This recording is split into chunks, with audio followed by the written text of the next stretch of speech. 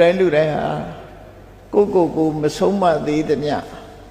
ကိုမပြင်သေးသမျှဆရာမိဘတွေဘလောက်ပဲဆုံးမကိုဆုံးမနိုင်မှသာလေအရင်ခြေဆုံးဆိုပုဂ္ဂိုလ်ဖြစ်တယ်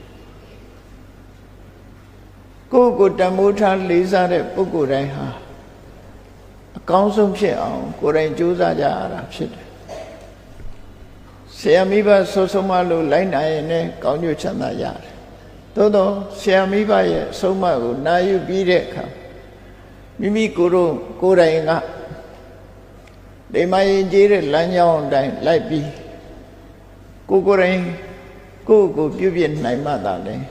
လောကမှာလူတော်လူကောင်းဖြစ်တာဖြစ်တယ်မိဘဆရာဆုံးမတယ်ဆိုတာလမ်းညွှန်ပြရုံတသက်မျှတာဖြစ်တယ်ကိုယ်တိုင်လှုပ်တာမပါဘူးဆိုလို့ရှိရင်ပြစုံတဲ့ယဉ်ကျေးမှုဆိုတာမဖြစ်နိုင်တကယ်ပညာရှိသူတော်ကောင်းတွေမြတ်စွာဘုရားကိုယ်တိုင်ကလည်းတရားတွေကိုသတိပေးတဲ့စကားမိန့်ကြားခဲ့တယ်တုံမေဟိကိစ္စံအတ္တပံလို့တဲ့လှုပ်ထိုက်တဲ့ကိစ္စတွေကိုမင်းတို့ဖာသည်စ조사ရမှာဖြစ်တယ်